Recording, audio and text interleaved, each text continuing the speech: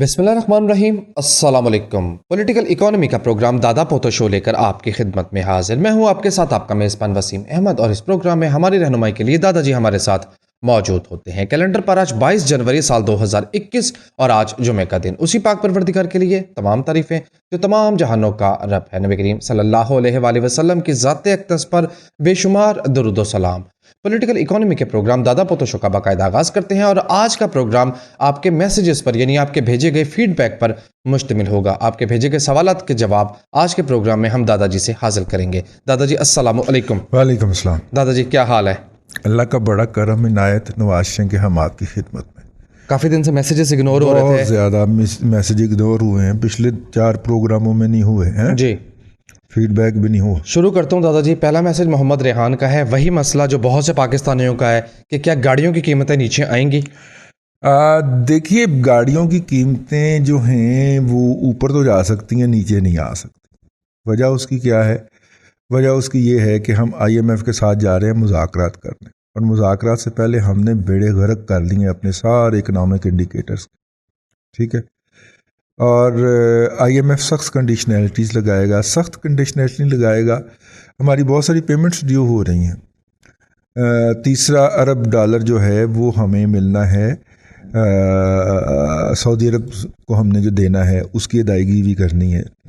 50 crore dollar तो उसमें से दे दिया हमने, बाकी 50 करोड़ हमने अपने पल्ले से डालना है, वो भी हमने करनी है अदायगी। उसके अलावा कतर पायनवी जो है उनकी आंखें भी बदली हुई हैं, और UAE ने तो हमें चुपके से कह भी दिया कि बेइज्जती ना करवाओ और पैसे वापस ले आओ। ठीक हो गया। अब अगर ये सूरत हाल है जो कि है, अब देखें ना, हमने एक सफ़ीर नामजद किया, उसके नाम के ऊपर रौला पड़ गया। उसका नाम बड़ा गलत तर्जुमा था, अरबी के अंदर उसका निकलता था। अच्छा जी। ठीक है, लिहाजा फिर हमें जनरल बिलाल अकबर साहब को वहाँ पे भेजना पड़ा।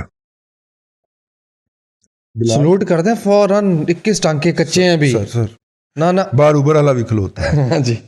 ठीक है, तो इसलिए वो उनको करना पड़ गया। जब उनको करना पड़ गया भाईजान, तो इसका मतलब ये है, इसका मतलब क्या है? इसका मतलब ये है कि हालात उधर भी कोई अच्छे नहीं है, पैसे उनको भी देने। जब इतना प्रेशर आएगा आपको अदायगियों का, तो उन अदायगियों के लिए फिर आपको अपनी रुपए की कदर में कमी करना पड़ सकती है। तो गाड़ियों की कीमतें बढ़ सकती हैं, कम नहीं हो सकती। तो कंपटीशन का कोई फायदा नहीं होगा, इधर उधर का फायदा नहीं होगा। अगले ने ऑन लेना शुरू कर देता।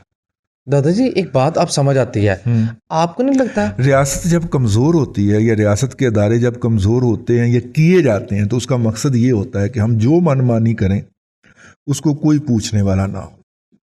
हम सीज़न के अंदर चीनी 100 रुपये किलो बेचें, लेकिन कोई हमारा बाल भी ना कर सके। जो माफियाज होते हैं ना, वो इस तरह ऑपरेट करते हैं, वो अदारों को कमज़ोर करके रखते हैं।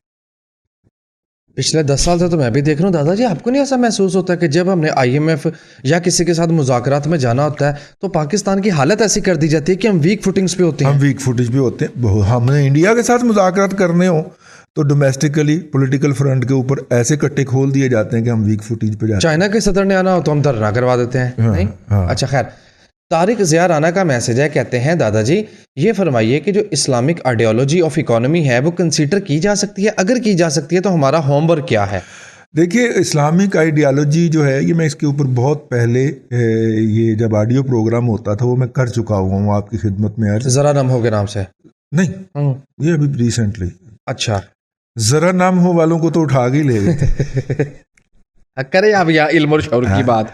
हाँ, तो मैंने हल्के फुल्के अंदाज में की थी। देखिए, उसकी छोटी सी मिसाल मुख्तसर 3 अल्फाज में आपको अर्ज किए दे रहा हूँ। जब सब प्राइम का क्राइसिस आया अमेरिका के अंदर, तो फिर ज़ाहिर है कि जिंदा कौमें जो हैं जिन्होंने ज़िंदा रहना है, दुनिया को लीड करना है, वो इस तरह के क्राइसिस को ऐसे तो नहीं जाने देती ना कि कमेटी बना दी और कमेटी के ऊपर फवाद चौधरी को बिठा दिया कि मिट्टी पाओ ज़रा है। ऐसे नहीं होता। वो बुराई को घर तक छोड़ के आती हैं। तो उन्होंने कहा कि ये इशू आया क्यों है? उन्होंने कहा जी इशू इसलिए आया है कि हम क्रेडिबिलिटी के ऊपर लोगों को लोन देना शुरू हो गए थे। ठीक है, कि इसकी इतनी क्रेडिबिलिटी है, इसके इतना कमाने की तवक्को है हमें, तो लिहाजा उस तवक्को के ऊपर इसको लोन दे दिया जाए। जी, ठीक हो गया। प्रोबेबिलिटीज पे। जब आप प्रोबेबिलिटी पे, क्रेडिबिलिटी पे लोन देना शुरू हो गए, तो इसका मतलब है कि आपने उसमें से रियल एसेट जो था वो मिनहा कर दिया, निकाल दिया। लिहाजा आइंदा जो हम इसको करें तो हम एसेट बेस्ड बैंकिंग करें, और एसेट बेस्ड बैंकिंग के लिए आपके पास इंस्ट्रूमेंट्स क्या हैं, ठीक है। तो उन्हें बताया गया कि जो इस्लामिक फाइनेंशियल सिस्टम है उसके अंदर जो एसेट बेस्ड बैंकिंग है वो एग्जिस्ट करती है। तो फिर सकूक बॉन्ड लिया ना उन्होंने, सकूक इस्लामिक बॉन्ड है। तो सबसे ज़्यादा इस वक्त जारी कहाँ पे हो रहा है? अमेरिका में। सबसे बड़ी मार्केट अमेरिका है इस्लामिक तो इंस्ट्रूमेंट्स की। मैं ये कहा करता हूँ कि इस्लामिक फाइनेंशियल सिस्टम जो है वो अमेरिकन लेके आएंगे, उन्हें अपने फाइनेंशियल सिस्टम का पता चल गया हुआ है। इसमें सुकम है, ये सुकम है, ये मैन मेड है, ये बेड़ा गर्क कर रहा है। और वो 1930 का वो क्या था जी, ब्लैक जो सबप्राइम इशू आया था। हाँ, ब्लैक फ्राइडे जो हो वो हो, नहीं साहब 1930 आप क्राइसिस की बात कर रहे हैं सब। और जो भी हो, जब भी वो ढूंढते हैं तो उसके अंदर से उनके फाइनेंशियल सिस्टम के सुकम निकलते हैं। जी। तो अब उन्होंने एक एक करके ना इस्लामिक फाइनेंशियल सिस्टम के इंस्ट्रूमेंट लेना शुरू कर दिए हैं, उनको इस्तेमाल करना शुरू कर दिया। एसेट बेस्ड बैंकिंग जो है, कुछ लोग कहते हैं कि जी ये भी वेस्टर्न फिनोमिना ही है, लेकिन अगर वेस्टर्न फिनोमिना था तो वेस्ट उसको यूज़ क्यों नहीं कर रहा था? रिसेशन बुक थे इतने। हाँ जी, ठीक है ना। तो अब वो इन रिसेशंस को अवॉइड करने के लिए ये काम कर रहे हैं। तो इस्लामिक बैंकिंग आएगी जी, वेस्ट से आएगी इंशाल्लाह। हमारे अंदर तो कोई करतूत नहीं है, ना हिम्मत है, ना हौसला है, ना पैसे हैं। हाय आए तो देखिए, और हम तुम्हारी जगह नए लोग ले आते हैं। सिंपल स्टार्ट, आप नहीं करेंगे कोई और कर लेगा। लेकिन मैं ये बात कहने से बाज नहीं आऊँगा। नाज़रीन करम, शऊर का आलम देखिए, कर्ज दिया जाता है, उसके पीछे कोई एसेट मौजूद होता है। अमेरिका में, पाकिस्तान में जब ये काम किया जाता है, रेडियो पाकिस्तान भेज दिया, पीटीवी भेज दी, फलां बेच दिया। शऊर का आप हालत चेक कीजिए।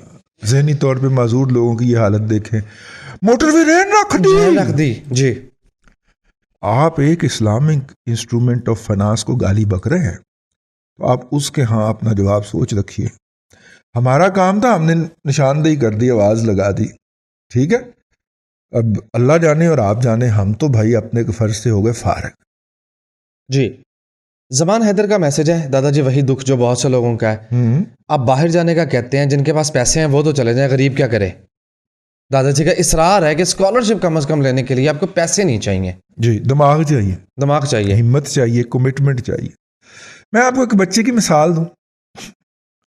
बच्चा बड़े ही हम्बल बैकग्राउंड से था, और इतने हम्बल बैकग्राउंड से था, ये लाहौर के करीब ही अपना सादों की कोई गाँव है, वहाँ का रहने वाला था। वो कहीं से हम तक रिड़ता खिड़ता पहुँच गया किसी रेफरेंस से, मिन्नत तरला करके। वो पहले किसी होटल में वो खाना शाना सर्व करने पे मुलाजिम था इंटर के बाद, और हमारे आने के बाद उसने जो था वो ये काम एक दफ्तर में शुरू कर दिया, प्राइवेट दफ्तर के अंदर, यानी वो प्राइवेट दफ्तर में ऑफिस बॉय था। शौक उसको था, और ये भी शौक था कि बाहर पढ़ना है। हमने उसको एक लाइन बता दी, वो उस लाइन पे लग गया, ठीक है। 1.5 साल उसने हमारे दफ्तर के चक्कर लगाए, और 1.5 साल के बाद वो बाहर चला गया पढ़ने के लिए। उसकी कमिटमेंट थी। गुस्सा आता था जब आ जाता था। हाँ, उसकी कमिटमेंट थी, इतनी कमिटमेंट चाहिए वो उसको। जब भी उसने पहले फ़ोन करते रहना सी, फिर 15-20 फ़ोन ते जाके उसको अटेंड करना। मैं सर फलां दिन आ जाऊँ, आ जा भाई। उसने आ जाना, इन्होंने भी मुंह बनाना। वो करता करता करता बस मुझे ये बता दें, अच्छा यहाँ से फिर मैं क्या कर लूँ, अच्छा यहाँ से फिर मैं क्या कर लूँ। और वो बच्चा चला गया। कमिटमेंट चाहिए, पैसा नहीं चाहिए। उसके पास तो ना हमें कुछ देने के लिए था, वो हमारी खिदमत ये कर जाता था, हमें चाय बना के पिला जाता था, किचन मैनेज कर जाता था, किचन मैनेज कर जाता था, बस। ठीक है, कमिटमेंट चाहिए। और अल्लाह के बंदे, जिसने जाना है उसकी कमिटमेंट की जरूरत है। उसके माँ बाप की कमिटमेंट आने की वैल्यू नहीं रखती, उसके बहन भाइयों का खलूस एक पैसे की वैल्यू नहीं रखता, ठीक है ना। उसकी अपनी कमिटमेंट असल में है। बाकी लोग सिर्फ उसको इनकरेज करें, उसको फोर्स करें, उसको पुश करें, बेटा कार करना उसी ने, ठीक है। हाँ जी, बस सिंपल ये, हम तो यही बार बार आपसे कहते हैं और कहते रहेंगे। मोहम्मद फैसल कहते हैं, दादाजी आपने स्कॉलरशिप्स का तस्करा करते हुए फरमाया कि मलेशिया अच्छी ऑप्शन नहीं, क्यों? मलेशिया इसलिए अच्छी ऑप्शन रही कि बुनियादी तौर पे वहाँ पे जिन यूनिवर्सिटियों में, जिन उदारों में आपको वो घेरते हैं, वो आपको झांसा देते हैं कि हम ऑस्ट्रेलिया की डिग्री का, ऑस्ट्रेलिया की यूनिवर्सिटी का कैंपस है। ठीक है जी। अगर आप ऑस्ट्रेलिया की डिग्री का कैंपस हैं तो हमारा बच्चा अगर वहाँ से जाके डिग्री ले लेता है तो फिर ऑस्ट्रेलियन मार्केट तो उसके लिए खुलनी चाहिए ना, वो नहीं खुलती। वो नहीं खुलती। ठीक है ना। अब देखें, बड़ी बात बताने लगा, जी जी। बड़ी बात बताने लगा हूं। देखिए इस वक्त पाकिस्तान के तबका शराफिया जो है वो अपने बच्चों को अमेरिका किस रूट से भेज रहे हैं? वेस्ट इंडीज नहीं, कालों का, हाँ जी। जमैका शमैका, जमैका, हाँ जी। वहां पे अमेरिकन मेडिकल कॉलेजेस के कैंपस हैं जज़ायर गरबुल हिंद में। जी। यहां से बच्चा वहां के मेडिकल के अंदर, डिग्री के अंदर दाखला लेता है और उस बच्चे की होम जॉब क्या होती है? House job. हाउस जॉब, हाँ जी। हाउस जॉब किसी अमेरिकन हॉस्पिटल में होनी है। बच्चा अमेरिका लैंड करके, पाकिस्तान के अंदर बच्चे ने 1.5 करोड़ के अंदर, 2 करोड़ के अंदर MBBS किया। ठीक है ना जी। हुन मेरी ना जान खा बैना, जमैका के अंदर अमेरिका के मेडिकल कॉलेजेस के कैंपस हैं, हार्वर्ड के मेडिकल कॉलेज का कैंपस है वहां पे दाखला मैनेज करते हैं वो। पाकिस्तान से बच्चे ने दाखला लिया वेस्ट इंडीज के अंदर, ठीक है, वहां पे 4 साल की डिग्री ली, अमेरिका लैंड कर गए और कोई एक इम्तहान भी नहीं देना पड़ता उसको, वो अमेरिकन डिग्री होती है, उसके बाद उसकी हाउस जॉब अमेरिका के अंदर होती है। मजा आया गल। आजकल तबका शराफिया पाकिस्तान की अपने बच्चों को इस तरह लैंड करवाते हैं अमेरिका। अगर बच्चा for all practical purposes America के अंदर ना जा सके, या वालिद साहब जो हैं वो रिज़्क़ हलाल कमा रहे हों और वो अफोर्ड ही ना करते हों कि उनका बच्चा, पापा जान वाले जो बच्चे उत्थे पढ़ गए जी जी जी। उन्होंने तो फुल फीस पे पढ़ाए हैं बच्चे। ठीक है, कतर में भी तो कैंपस है अमेरिकन यूनिवर्सिटियों के, वो महंगे पड़ते हैं। वो महंगे बहुत हैं। ओके। कतरियों ने महंगे बड़े किए हुए हैं। कतरी चाहते हैं कि आप उनका स्कॉलरशिप जीतें।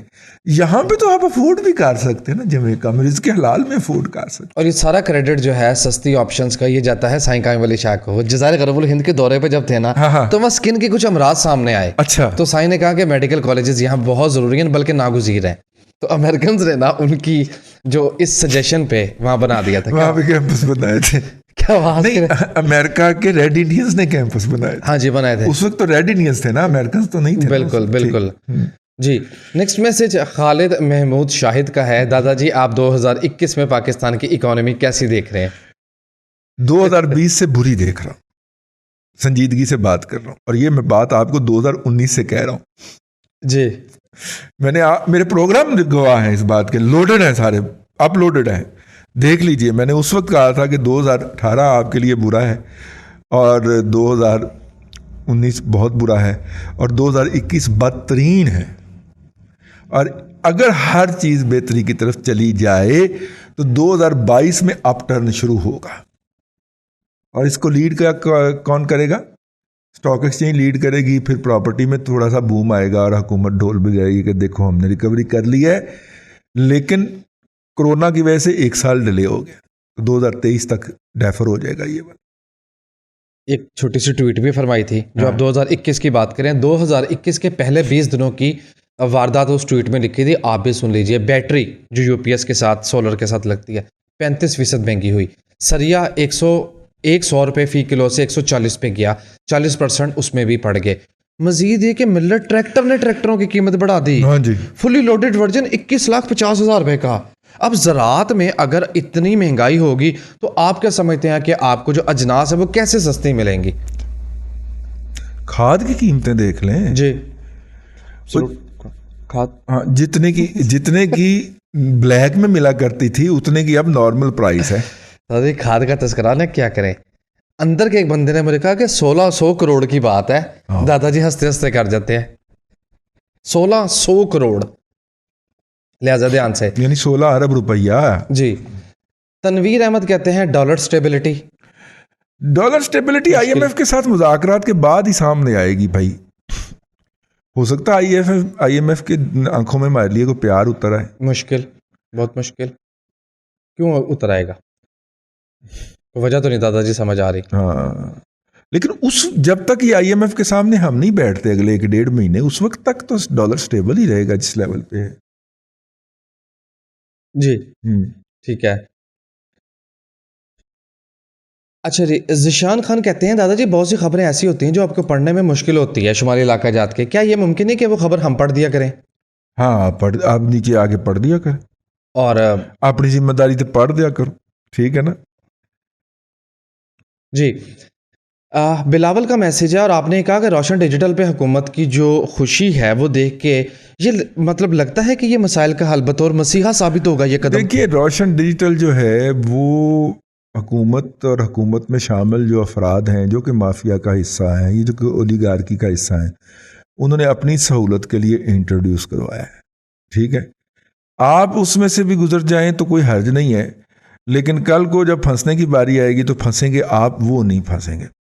जिस तरह मैंने आपसे बात अर्ज की थी अपने एक वीलॉग के अंदर कि असल मसला ये नहीं है कि शौकत खानम के नाम के ऊपर जो अकाउंट खोले गए उनमें से 1.5 दर्जन अकाउंट जो है वो डिक्लेयर ही नहीं किए गए और वो स्टेट बैंक ऑफ पाकिस्तान ने पकड़ लिए और बताया कि जनाब ये जो अकाउंट्स हैं ये इसलिए ये भी इनके हैं।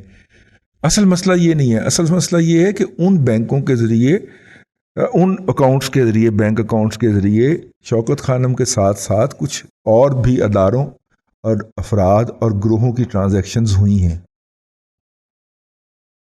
वो एजेंट थे? एजेंट नहीं थे, वो अच्छे ही रहने ने, ठीक है ना।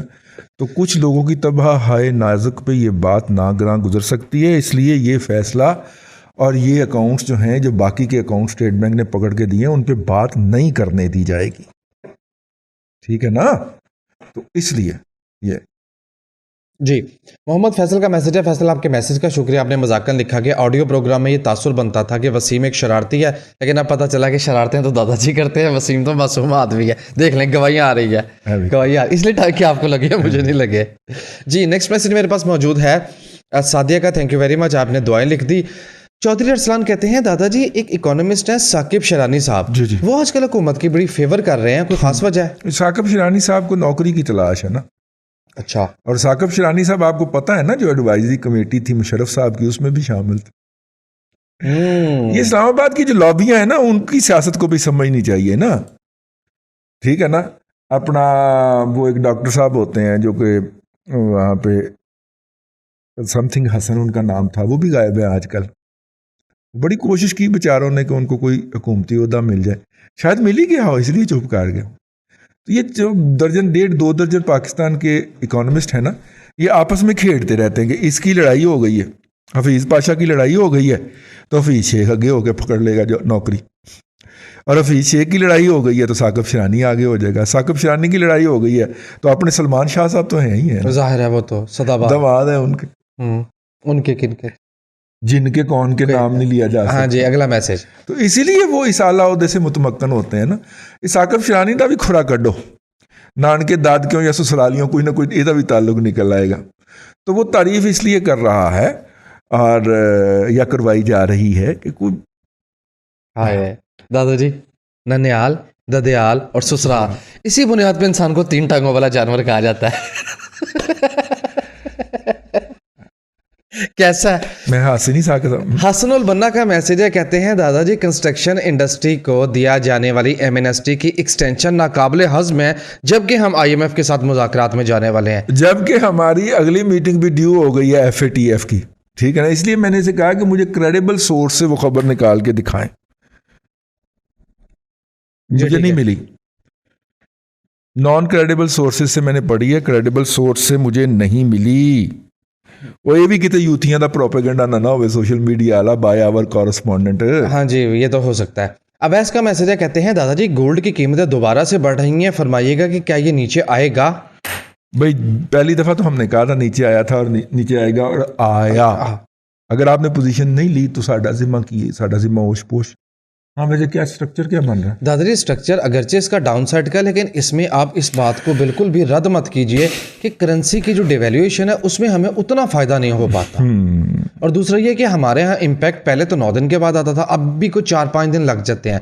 ये दुबई की मार्केट नहीं है, ये यूके की मार्केट नहीं है कि इधर से कीमत में बदलाव आया और इधर से आपको उसी भाव पे चीज़ मिल रही है। ये इस तरह के मसाइल हमें रहते हैं। नेक्स्ट मैसेज की तरफ चलें और अनवर आसिफ का मैसेज है। कहते हैं लॉन्ग टर्म इन्वेस्टमेंट के हवाले से स्टॉक के स्ट्रक्चर को आप क्या देख रहे हैं? स्टॉक का स्ट्रक्चर आप देख रहे हैं कि गुज़िश्ता प्रोग्राम्स में माजरत बात नहीं कर सके, मार्केट में कुछ मंदी बन रही है और कुछ शेयर्स जो हैं वो अपनी सपोर्ट टेस्ट करने की तरफ बढ़ रहे हैं। डेफिनेटली वहाँ पोजीशन ली जा सकती है। अगर इंडेक्स की बात करें तो 40,141 की सपोर्ट है और सपोर्ट से मार्केट खासा ऊपर मौजूद है। इन्होंने स्टॉक मार्केट का एक ग्रुप भी बनाया हुआ है, व्हाट्सएप का ग्रुप, जिसके अंदर ये अपनी मर्जी के बंदों को दाखला देते हैं। लेकिन उस पर ये जब मार्केट चल रही हो तो ये रनिंग कमेंट्री फरमा रहे होते हैं कि ये खरीद लें, ये बेच लें, ये बेच लें, ये खरीद लें, फिर उसका पूरा जस्टिफिकेशन भी दे रहे होते हैं। तो बेहतर है कि आपको अगर इतनी डिटेल चाहिए तो आप इनका ग्रुप ज्वाइन कर लें। जी, नेक्स्ट मैसेज मेरे पास रिजवान अहमद मलिक का। क्योंकि ये बड़ी टेक्निकल इन्फॉर्मेशन होती हैं और मेजोरिटी जो हमारी स्टॉक दादा पोता शो की लिसनर है वो इतनी टेक्निकल डिटेल्स में नहीं जाना चाहती। मसलन इंडिया में बाज़ बुज़ुर्ग जो हैं, पंजाब, मशरकी पंजाब के बाद बुज़ुर्ग अफराद जो हैं वो पंजाबी नुमा उर्दू का मज़ा लेने के लिए सुनते हैं। अब उनकी बला से स्टॉक मार्केट क्या है, ठीक है ना, तो बोर होते हैं। जैसे मैनहट्टन में बैठे हुए बाज़ डॉक्टर साहबान हमें मज़ा लेने के लिए सुनते हैं, ठीक है ना जी। तो स्टॉक मार्केट में वो इंटरेस्टेड नहीं है, तो उनके लिए वो सेगमेंट जो है वो बोरिंग हो जाता है। तो आपको अगर प्योर स्टॉक चाहिए इंफॉर्मेशन तो आप फिर इनको ज्वाइन कर लें। वो फिर डिटेल में जाएंगे, जब डिटेल में जाएंगे तो आपका मकसद पूरा होगा। ये ऊपर ऊपर की बात हम करके गुजर जाते हैं, इससे आपका ये वाला मकसद पूरा नहीं होता। जी बिल्कुल ऐसे ही है, डिटेल्स चाहिए होती हैं। बस रिजवान ने भी एफएससी के हवाले से मैसेज किया, 100 टूटेगा फिर इसको देखेंगे, अभी कबल वक्त है कहना। एफएफसी जी, फौजी फर्टिलाइजर कंपनी, क्योंकि जो मार्केट है वो करेक्शन के लिए बाहिर तैयार महसूस हो रही है और मार्केट में 45,286 का जो टारगेट था वो हिट हो गया। स्टिल मार्केट उसी लेवल पे है। अब एक डीप करेक्शन मार्केट को ज़रूरी होगी मज़ीद ऊपर जाने के लिए और 2018 या 19 में 47,144 का एक हाई बना था। मार्केट स्टिल उस रेजिस्टेंस से नीचे है, सपोर्ट टेस्ट करेगी तो ऊपर जा पाएगी। स्टॉक मार्केट के इंडेक्स को देख के सरमायाकारी का माहौल जहन तो बनाना चाहिए, लेकिन सरमायाकारी नहीं करना, खरीदारी नहीं हो सकती उस पर। ठीक है। स्टॉक मार्केट की सरमायाकारी हमेशा टारगेटेड होती है। जिस तरह मैं आपसे कहता हूँ ना, आप जंगल में अगर गए हैं और वहाँ पे बेशुमार परिंदे फिर रहे हैं, तो आप अंधाधुंध फायरिंग शुरू नहीं करते थे, dance dance dance dance dance, ठीक है ना। जैसा कि आप किसी एक परिंदे को या किसी जानवर को घेरते हैं, अच्छा वो वहाँ पे छुपा हुआ है, फिर आप उसके लिए एक पोजीशन बनाते हैं, आप उस पोजीशन में बैठते हैं, फिर बंदूक भी आपने सीधी करनी है और इस तरह करनी है कि वो बिदक ना जाए, और बिदक ना जाए फिर आपने निशाना लेना है, और निशाना लेके तो फिर आपने सांस रोक के तो ढास करना है। ये जो मराहिल हैं ये तमाम स्टॉक मार्केट के अंदर भी आपको रिक्वायर्ड है। मेरी बात समझ रहे हैं ना आप? वहां पे ये नहीं कि आप अंधाधुंध गटे दोनों हाथों में पिस्तौल पकड़े हुए ढास ढास ढास ढास ढास ढास शुरू कर दिया, काउबॉय की तरफ फायरिंग शुरू कर दी। ना ना ना ना ना, इंतहाई एहतियात के साथ स्नाइपर बनना है, स्नाइपर बनना है। और स्नाइपर जो है वो 4-4 5-5 घंटे लेटा ही रहता है, वॉच ही करता रहता है, कब ये मेरे सही टारगेट पे आए तो ढस करके सिंगल गोली के साथ ठीक हो गया जी। ये बिल्कुल एग्जैक्टली वैसे है। जंगल में परिंदे हैं, ठीक है, शिकार बहुत आया हुआ है, लेकिन उस शिकार को शिकार करने के कुछ बेसिक प्रिंसिपल हैं, वो आप नहीं अपनाएंगे तो जंगल में भले शिकार छड़ के शिकार का पूरा गौल भी आ जाए, आप उसमें से कुछ नहीं मार सकते, क्योंकि निशाना चूक जाएगा ना। निशाने पे आप निशाना लिए, आपने जो स्पेसिफिक शेयर टारगेट करना है उसका बिहेवियर उसके बाद स्टडी करना शुरू करें। टारगेट्स होने चाहिए कि फलाना शेयर फलानी सतह पे आएगा तो मैं उसको खरीदूंगा, है ये उसकी तरफ चल पड़ा है तो मैं तैयार होकर बैठ गया हूँ, ये मेरी रेंज में आ रहा है। जैसे रेंज में आए तो कड़क करके, जिस तरह बगला मछली नहीं कड़क करता, एक पाँव पे खड़ा रहता है, इंतजार करता रहता है, मछली घूमती घुमाती आती, जब उसकी रेंज में आती तो तुड़ंग करके खा जाता, ऐसे करते। ले सामाइन कराम, आज के प्रोग्राम से इतने ही। हमारे इस दादा पोता शो का जो फेसबुक पेज है उसको ज़रूर लाइक कर दें। दोस्त अहबाब को भी ये शेयर किया करें, क्योंकि इतने कम फॉलोअर यूट्यूब पे देख के यार शर्मिंदगी सी महसूस होती है। अल्लाह आपको आसानियाँ अता करे और आसानियाँ खल्क़ खुदा में तकसीम करने की तौफीक अता करे। आमीन। दादाजी बेहद शुक्रिया। नाज़रीन इकराम, पॉलिटिकल इकोनॉमी का प्रोग्राम दादा पोता शो आज ये स्पेशल एपिसोड जो कि आपके फीडबैक पर मुश्तमिल था, आप देख रहे थे। मैं उम्मीद करता हूँ कि आज का प्रोग्राम आपको पसंद आया होगा। हफ्ता भर तातील के बाद इंशाअल्लाह अज़ीज़ आपसे मुलाकात होगी पीर को। तब तक के लिए अल्लाह हाफिज़।